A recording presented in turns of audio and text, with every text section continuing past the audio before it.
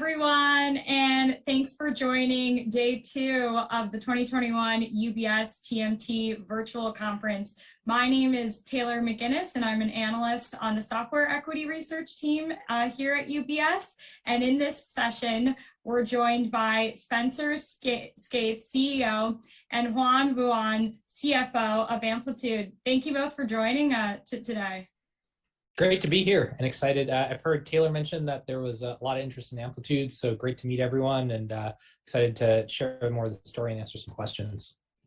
Perfect. So with that, maybe we'll dive in. And Spencer, for those listening in on the line that might be less familiar with Amplitude, maybe you can just start by providing, a brief introduction of the company, just given that it's been fairly recent since you guys went public. Yeah, Amplitude is the cockpit for your websites and applications. It helps you track what your users are doing and then feed that back in the product experience to create a great product experience. The same thing that Adobe is for marketing teams and sales is for sales teams, we are for product teams. We started the business back in 2012. We just brought the company to the public markets back in September of this year. And really excited to share more with everyone here about what we're up to. Perfect. So maybe let's turn to the demand environment. Amplitude's revenue and current RPO growth has been north of 60% these last 2 quarters. So can you maybe talk about some of the catalysts for this robust level of growth and how durable you think some of these trends are as we look ahead? How have conversations evolved with current and potential customers? Yeah, I think we've seen a lot of interest on the customer side from Amplitude because digital has become existential for every single company out there. Particularly with the pandemic. I think, if you look at the average Fortune 500 company, most of their business is actually shrinking, and digital is the one spot of the business that's growing, whether you look at media companies or retail companies or, financial services or B2B or kind of any part, digital has become the main growth driver for all of those, for every company across every sector. I think more specifically, if we're to go, I think what's happened is we've seen a lot of interest from Amplitude from customers because the pandemic has really accelerated plans that were supposed to take, maybe years into the course of months or weeks. And so we've seen a lot of robust growth and that translate to our customer base.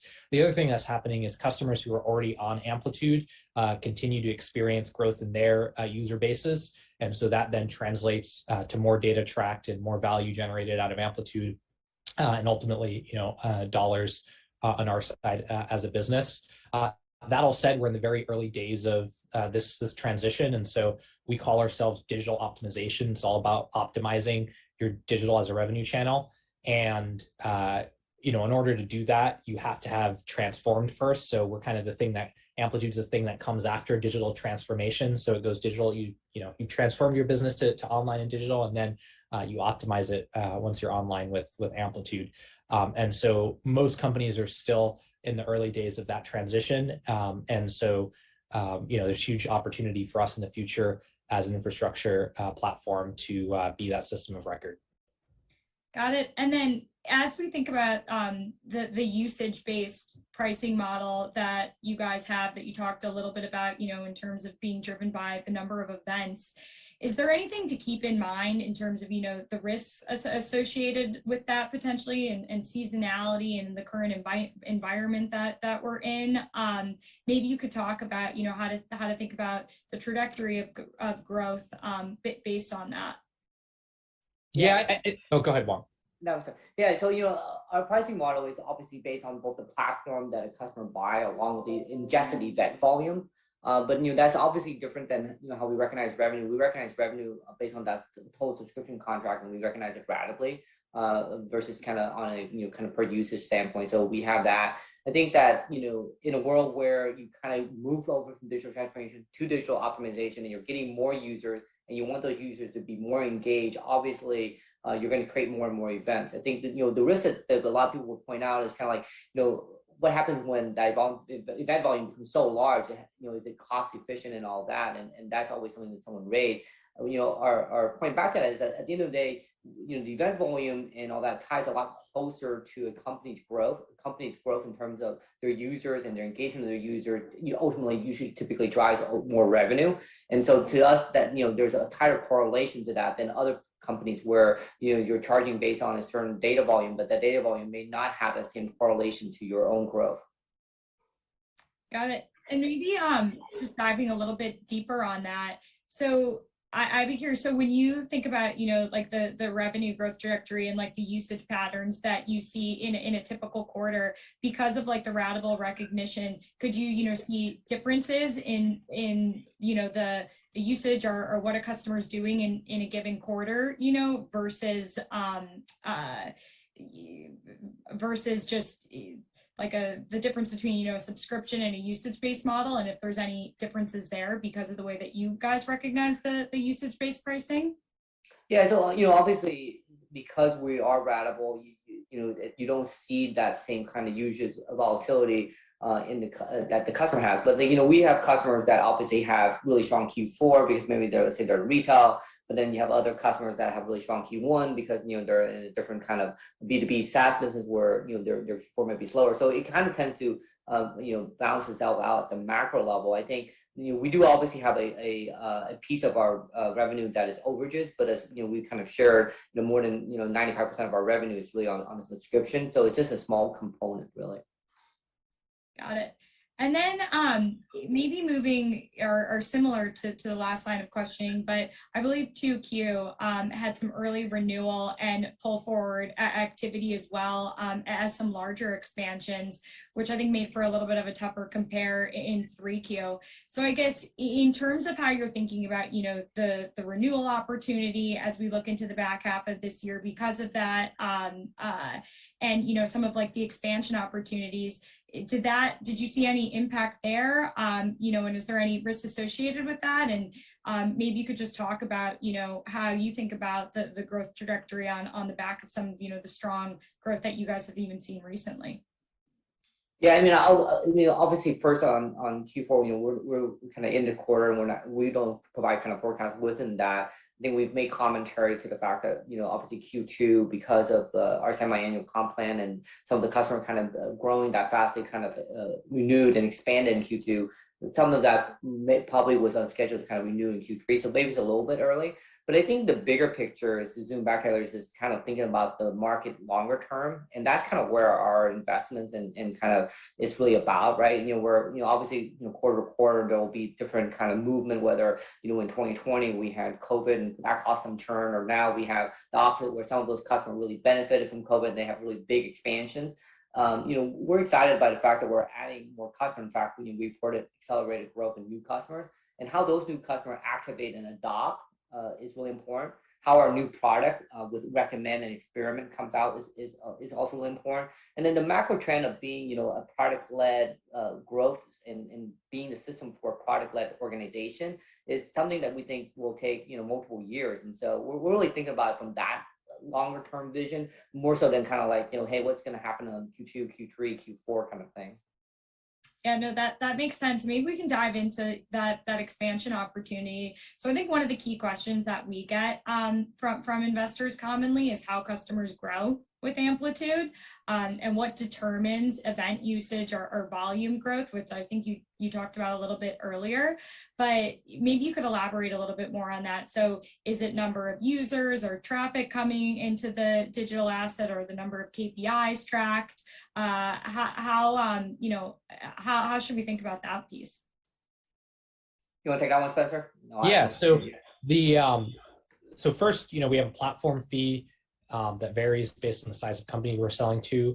And then on top of that, the main lever for our analytics product, which is our main product, is data volume. And so that is based off of two different things. One, how many end users our customers have on their platform, and then how often those end users interact and engage. And so those two things will drive the data volumes that end up getting sent to us.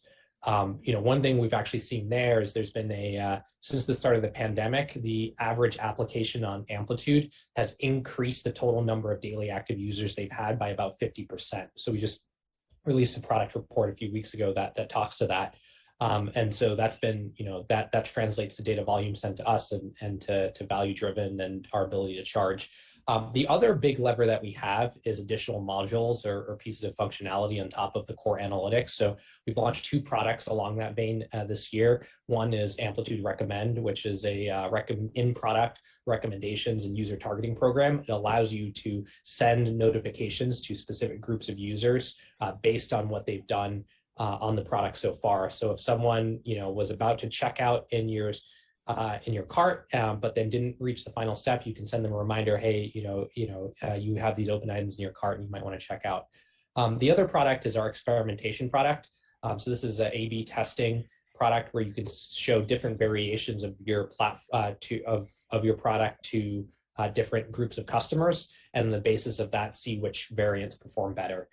So both these products are very new. We just launched them in Q2 of this year. Q3 was the first full quarter we saw revenue and them being operationalized within the business. Still very, very early as they're very new products, and we're still there's still a lot to build out in both of them, and there's a lot in terms of getting them operationalized by our go-to-market team and plugged into customers. But anyway, that's another lever. I think over the long term, the goal is to continue building out that suite of products so that we form everything that this chief product officer buyer is looking to purchase from an infrastructure and product data standpoint from Amplitude. And so there'll be more that will launch next year and in the coming years on that, which will improve our ability to charge for the value that we drive. Great. And then can you maybe talk a little bit about the usage of the product and how for the end users that are the ones that are in Amplitude, is this something that they're looking at daily? Is the event data within Amplitude needing to be refreshed or updated in real time, or is it something that people can update periodically? How should we think about that piece? Yeah, the event data that comes into Amplitude and is reported on is in real time. And so you have folks that in product or executive that are looking to get an update on how their end users are engaging with their business every single day, multiple times a day. The metric that we look at internally is what we call weekly learning users, which are the number of users every week who have shared a learning with someone else. We find that's for a lot of our user base is the predominant use case where you're going to check in on a metric or a particular set of metrics every week, and then do a deep dive based on what you're seeing in the dashboards within Amplitude. We find that's kind of the not just the usage of it, but then sharing content that you've created or insights that you found with other users within the platform as the real driver of engagement and ultimately more revenue on Amplitude and more willingness to buy. And so, yeah, we excuse me, we track the amount of usage that our end customers do predominantly on a weekly basis, because that kind of syncs up with how they're running their digital businesses. It's similar to a Salesforce, or a Adobe Marketing Cloud, where the team, they'll look at reports, every few days or once a week on the product whenever they want to check in on the current state of the business. And then there are some individuals who will look at the thing, every single day because they want, because their job is in the data and understanding what's going on. Got it. Maybe as a second part to that question, how does this impact the level of dollar-based net retention rate that is achievable? So when you think about the catalyst for going to maybe like a higher volumes, how should we think about that? And I think net revenue retention was 121% last quarter, and the messaging I think is that for that to continue to trend up over time. So how do we think about that piece? Yeah, I mean, I think, we kind of set out that, our long-term goal is kind of to keep that retention rate above 120. I think obviously as you get larger in scale, you kind of have that headwind. But we see, obviously, the growing customer base and adding new customer, new product, and kind of just visual becoming a bigger portion of those businesses portion, that it should actually also boost as a tailwind for net retention rate. So like you just mentioned, we kind of improved from 119 to 121, and we're looking to kind of keep that going and stay above 120 in the future.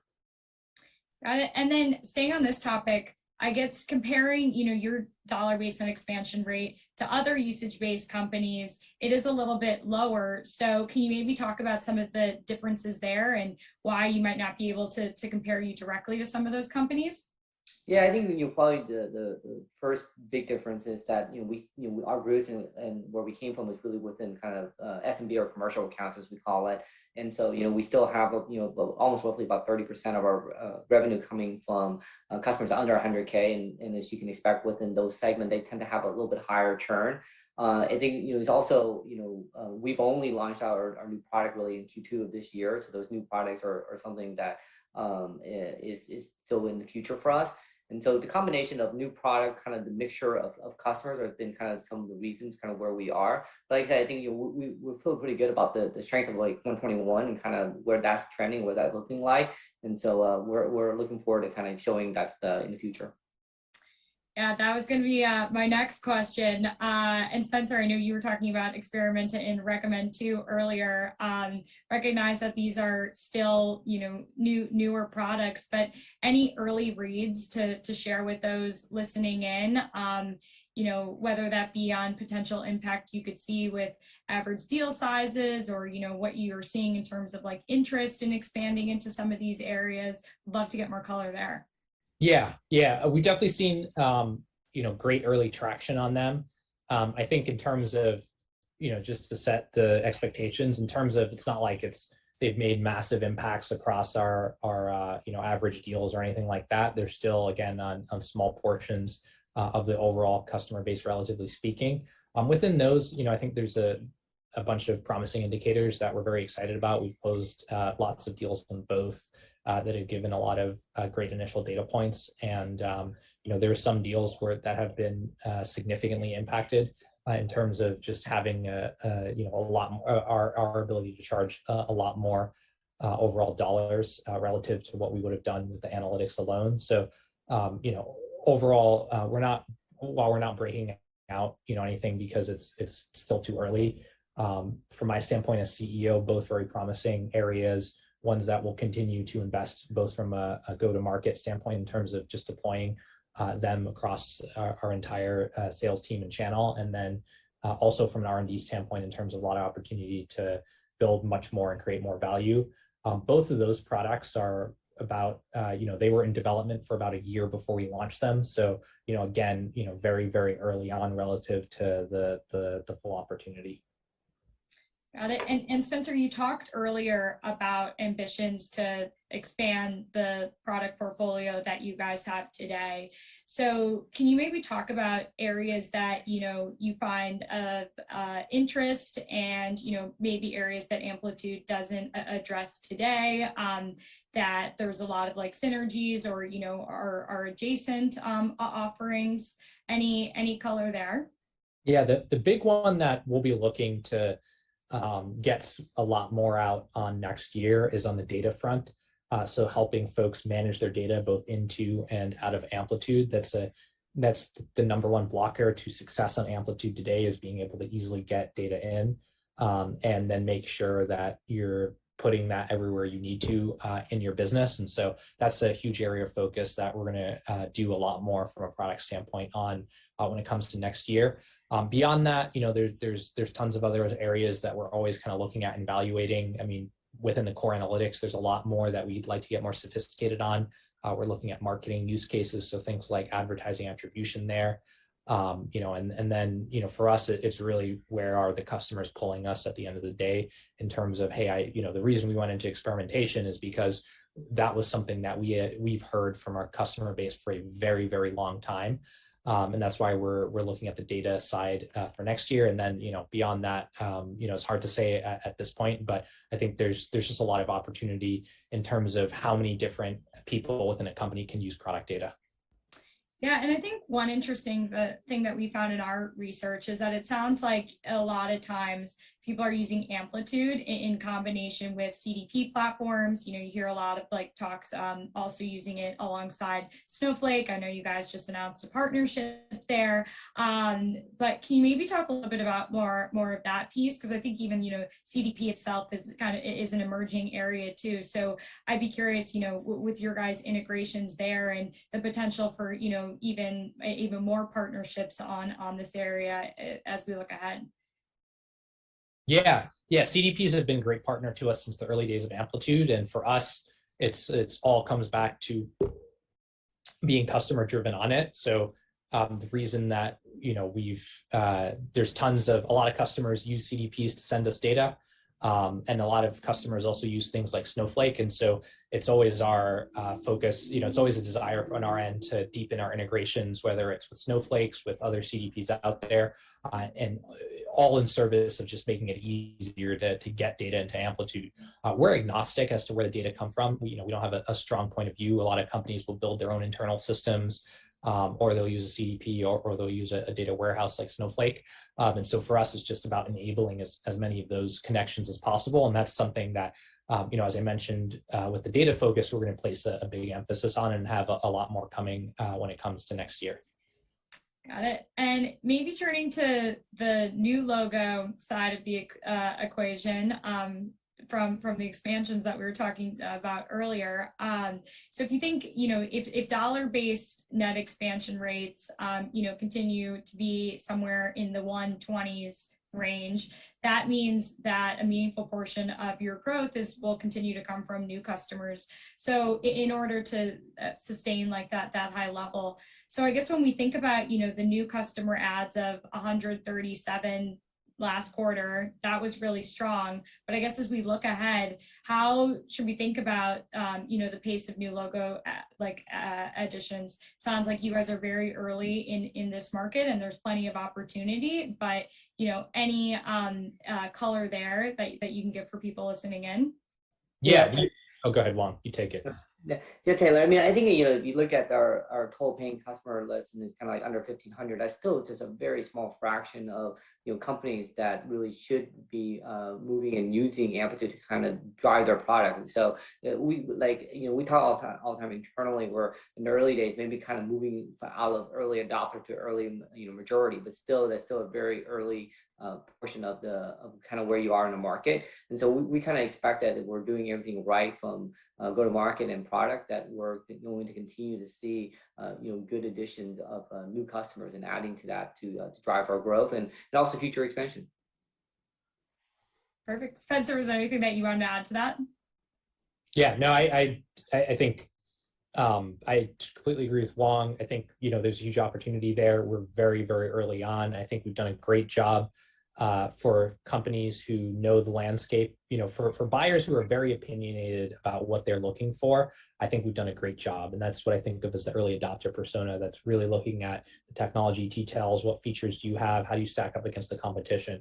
I think our next big challenge as a company, and this is going to be over the next 5+ years, is how do we move from that selling motion, being great at that selling motion, to getting into the early majority, where they're looking at a whole different set of criteria when it comes to evaluating a product. So they're less concerned about the technical details. They want to know that you can educate them. They want to know that you have the resources to shepherd them through both the buying process and becoming more mature as a company.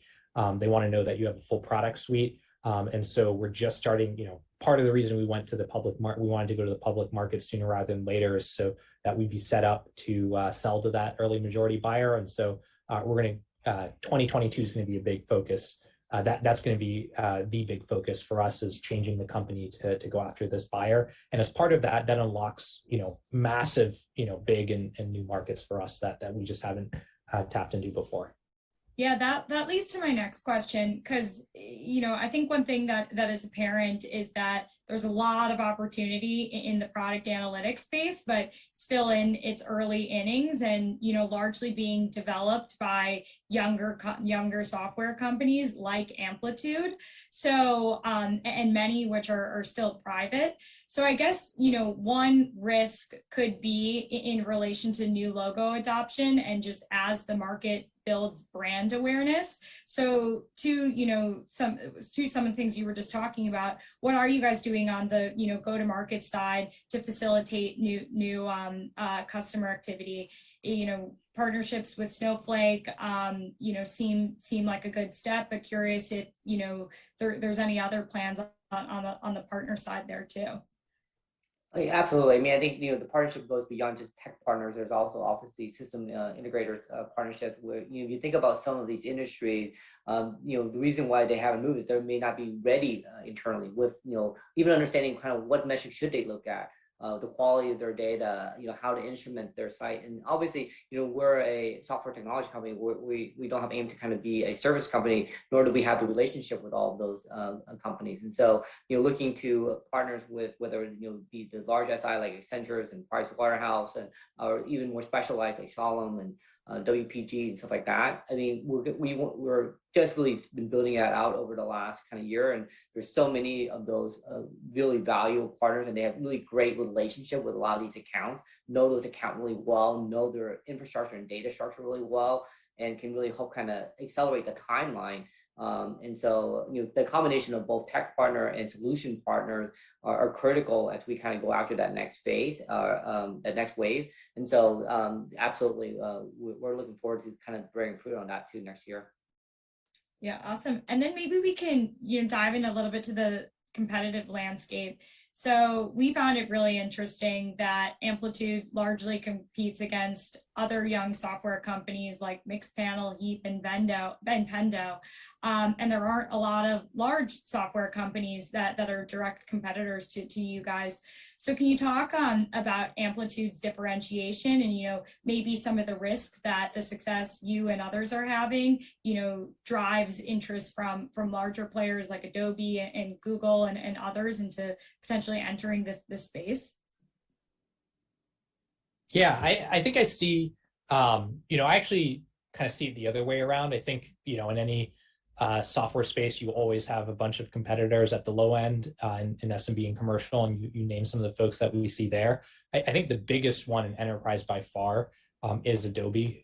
We see them quite a bit in terms of, them providing marketing analytics and them doing similar types of things and offering similar value to the same end buyer. And so I think that's kind of the interesting question for me, which is, there's this change in mindset from having a marketing-centric view of digital to a product-centric view of digital. And that's the real thing that we're selling. And so often it's, okay, well, are we going to keep using legacy marketing tools like Google Analytics or like Adobe Marketing Cloud in order to understand the digital journey? Or are we going to look at that same thing through a product lens? And that's the core of the differentiation. It's that this totally different approach to what digital is and how to build a product within it. I'd say within in terms of differentiation, it really comes back to that different view of the world. So we've created a whole bunch of custom technology that's specifically targeted at the end user journey. Product journeys are very, very different from marketing journeys. So, I talked a little bit about this as part of us going public, but if you think of the average product has a huge amount of surface area. There's thousands of different things you can do, even on relatively simple products. And so the question that you're asking is, okay, well, how are you tracking and managing all that complexity, especially when each user doesn't navigate that in the same way? And so what we've done is we've created what we call the behavioral graph, which is a piece of technology that allows you to pick out trends and insights from those thousands of different things your users can do and from those unique paths that they can have. And that all goes back to answering the question of, why is someone having a successful experience in my product, and how do I get them to have, to improve that and have them find more success? A great example I love talking about is one of our customers is Peloton, and Peloton's been with us for a number of years, and they have one of the stickiest workout products around. It's one of the highest retention, most engaging fitness products out there on the market. And one of the ways that they did that is they've actually created a just phenomenal social experience.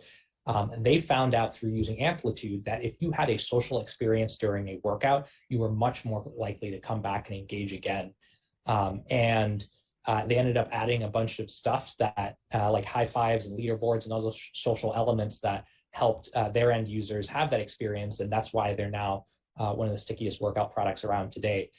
That's not something you get out of a Google Analytics or an Adobe, or a bunch of the tools in the low end of the market. And if you think of the value that that sort of insight has to a business like Peloton, that's almost existential, to be the best and most differentiated and to understand what it is your users are getting value out of your product. And so we help, all the companies that are on Amplitude find similar sort of insights. And that's where we really stand out versus a bunch of what's out there. Got it. And then on that can you maybe talk about who the buyer of your technology is, and is that the same buyer of Google Analytics and Adobe Analytics? Is there a lot of overlap there, or is it different people within an organization that are making those purchasing decisions? Yeah, so we think of it as the chief product officer. Within tech companies, that's become the standard of how it is that you're tracking, who that's the person who owns the digital journey, and that's who owns the data and the success behind that. It's really the product leader.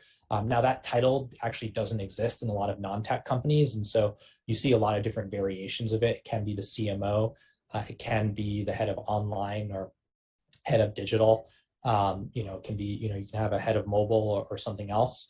And so I think, we see some overlap with Adobe. Adobe and GA tend to roll up to marketing. And so in some organizations, all of digital sits there, but there's a lot of organizations where it doesn't as well. Got it. And then I guess how, far along maybe are we in terms of product, becoming more of its own category? Because I know, Spencer, this is something that you've talked a lot about, and Amplitude potentially, paving some of the way here. So, where do you think we are in terms of that potentially materializing? Yeah, very, very, very early. I think you've seen technology companies embrace that, but the vast majority of the non-tech world still has to recognize that the chief product officer is the most new important C-level executive. And I think, so companies are just starting to figure that out. I think, you look at places like, Facebook or Netflix or Twitter, where it is really the product leaders that are driving the success of those businesses. And I think a lot of that knowledge is just starting to get to the rest of the industry. So yeah, I'd say we're in ending one of that. Got it. Do you feel like the pandemic was a catalyst for some of that? And I'd be curious if you're seeing that show up in your conversations that you're having with customers and potential ones. Absolutely. Yeah. There's like, I'd say what we saw is initiatives that were going to take years on the digital side go down to months or weeks. And so there's a lot of, particularly I think once you got past the initial few months of the pandemic and past the shock, and you kind of realized, hey, I need to move my business to digital, we saw a lot of acceleration in terms of initiatives and buying cycles to go towards Amplitude. Now, I think that the question a lot of folks have in their mind is like, okay, well, is that a temporary thing or is that a permanent thing? Well, what I'd say is that, long-term trend, that's going to continue to happen, and the pandemic just accelerated us. For sure, no one's going to go back. It's not like all of a sudden next year someone's going to be like, oh, digital is less of a priority. That's definitely not going to happen. Now, the rate and when the big inflection points are, that's what anybody's guess is about. Got it.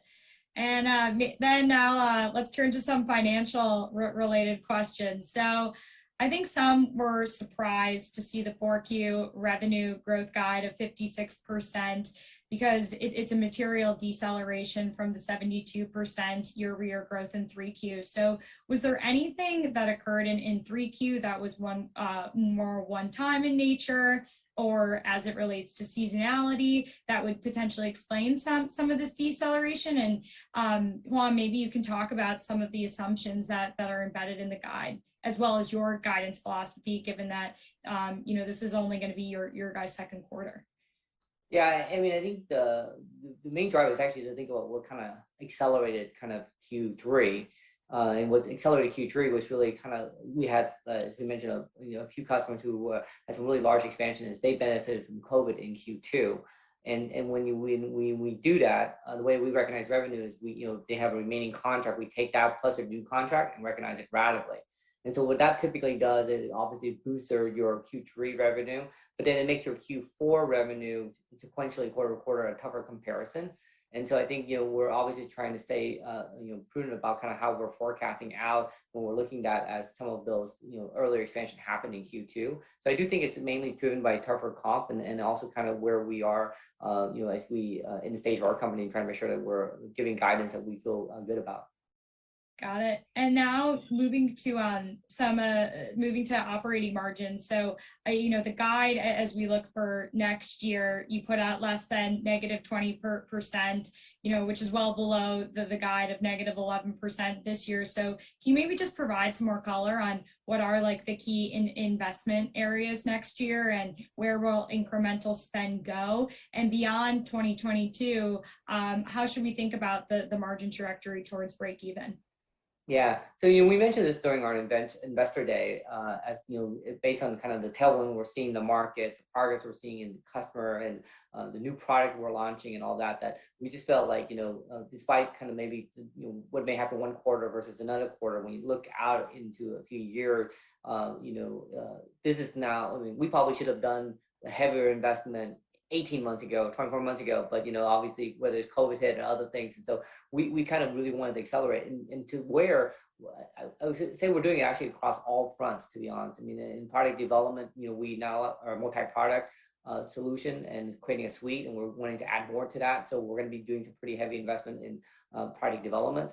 On the same thing on the go-to-market side. I mean, one of the reasons why we went public and why we think that the number of 1,500 customers is still pretty low. We want to actually not only add capacity, but we also want to raise awareness. And so spending money to do a Amplify event, spending money to expand internationally and domestically and capacity wise, those are areas of investment. And so we look at it as things that we've been planning to do all this year, and then obviously you'll have most of that kind of being fully burned next year in terms of cost. And as far as the last portion of your question, look, for us, really right now, we talk about the market size being 37 billion. We talked about being multi-product. We talked about growth. Those things are really growth is kind of our priority number one right now. And as far as we can, make sure that we're, winning in that market and creating the best solution for the chief product officer, I think, we want to kind of stay pretty heavily bent into that growth. And we'll obviously look at our operating margins and constantly look to be effective. I mean, we've driven higher gross margins. We've shown that we can be very effective in prior year. And so, but we do think that we don't want to lose the market because we're being too cautious about our investment in product development or sales and marketing. And so we gave longer term guidance in terms of kind of where we see, and I think that would be really a big factor of that versus growth. But when growth can kind of be in the north of that 40%, I think that's the right area where we want to lean into. Got it. And maybe in the last few minutes here, we'll zoom out to some broader questions. We've heard a lot about talent shortages in the software industry. So curious if that impacts Amplitude at all in terms of its ability to retain or hire. And as a second part of this, also curious if it benefits Amplitude, meaning, have you started to see this drive more interest and demand as companies look to automate or, replace jobs historically done by data scientists? Is there a play there at all? Well, I think both factors, and I'll add for the first one. I think almost every tech company, if they're saying no to that, they're probably lying. I mean, obviously there's a shortage, and it does impact kind of all of us. I think that we're fortunate to be actually in the position that we're in, given our growth story, the challenges that we have in trying to build out the product, and the success that we've had over the last few years. And so I think that narrative and our ability to compete competitively continues to allow us to do really well in the labor market, even though those challenges continue to increase. I think that as your second part, I think that companies across the board, not just data scientists, to be honest, you're actually just trying to figure out how do you make your existing resources more productive. Like, how do you make your product manager, your growth marketer, your customer success person, or your engineer be able to access and understand their customer journey and how that customer journey impacts the product and how can they make that experience even better to drive growth? I think making that level of efficiency is not only until, not only cutting back, but if you can just make some of the folks you have more efficient, I think that's going to be the bigger driver. And then at the same time, I think you're going to be right. We haven't seen, well, it's not like we can correlate it exactly, but it would make sense to me that, like, in the long run, you have to kind of pick more and more of your core competency. And so if you haven't built out kind of like this huge infrastructure, like no one today goes out and build their own ERP or their own CRM. 4 or 5 years ago, if you wanted to understand your customer journey in your product, you had to go build it. I mean, that's what kind of Netflix did and Facebook did and Amazon did. I think, we fast forward this and it's going to be like, wait a minute, there's no way we're going to catch up to what Amplitude built, and nor does it really make sense. It's not our core competency. And so I think those trends in the market are very favorable. Yeah, and no one is cutting back on data science talent or product data talent. Everyone's trying to invest there. That's the one part that's growing. And so everyone's needs is just, is continuing to grow and accelerate there, in spite of any ups or downs in the macro. And so, I talked to one company that they were trying to hire a data scientist for every single product manager. And that was crazy. And it's like, okay, well, that's actually something Amplitude can help out with. So instead of trying to have a data scientist, who's like a very expensive and high leverage resource for every single product person in the company, you can actually, substitute a lot of that need with Amplitude. And so as the need and demand for understanding product data and user journeys on digital just continues to grow, it's the question is how you're going to meet that need. And so we're absolutely a huge part of that story. Yeah, that's interesting. So maybe as a final question to wrap this up and a fun one, more very broad, but is there any, part of Amplitude's story that you both feel is maybe misunderstood or something that people can understand better as they're taking a look at you guys? I think, yeah, I mean, I think we've definitely gotten out, everything that we've needed to. I think the big underlying trend is this idea that digital is going from a marketing-based channel to the product itself, and understanding all the implications that has, not just for us, but for the ecosystem as a whole, and what that means companies in the future are going to look like. I think that's one that I think, folks have maybe made, one level connection. Oh yeah, I should have a data science team, or I should, buy some piece of infrastructure. But understanding, okay, well, if this is really the revenue center of companies, that means the revenue center starts to shift away from sales and marketing, and all the same investments you saw in those functions actually go to the digital product. And what are the full set of implications? I think that's where, a lot of the industry is still coming to really appreciate, what does it mean to have digital as the revenue center for my company? That's why I keep saying we're in the early days of the trend, because I don't think all the implications of that have been thought out. And the exciting thing is, if you're early to that, like we believe we are, you have this massive opportunity. That's just a question of execution. Got it. On anything from your end? I think that is definitely the high level one. For me, if I take it down one level, I think that a lot of folks still kind of get confused and think of us as like just an analytics or analytics only, and you kind of really forget that to really be that product led, it's really about a platform for all those users to really use it on their day to kind of figure out what they're trying to do and how they're going to make that experience always better. And so, as we kind of roll out more solutions to that suite, I think that's kind of when it really begins to open people's mind to understanding, oh, this is not something that just a few people are using to kind of just answer a few questions, and why you can't just do that with, a data warehouse and some kind of BI tool. It really is a platform, just like we thought in the beginning, Salesforce for sales or Adobe for marketing. If you're a product-led organization, Amplitude should be the platform that you're on. Perfect. So with that, maybe we'll end it there. Spencer Hong, thank you so much for joining us today and sharing, more thoughts on the Amplitude story. Thank you, Taylor. Thank you, Taylor. Thank you, everyone. Great to meet everyone. Thanks, guys. Thank you for everyone listening in too.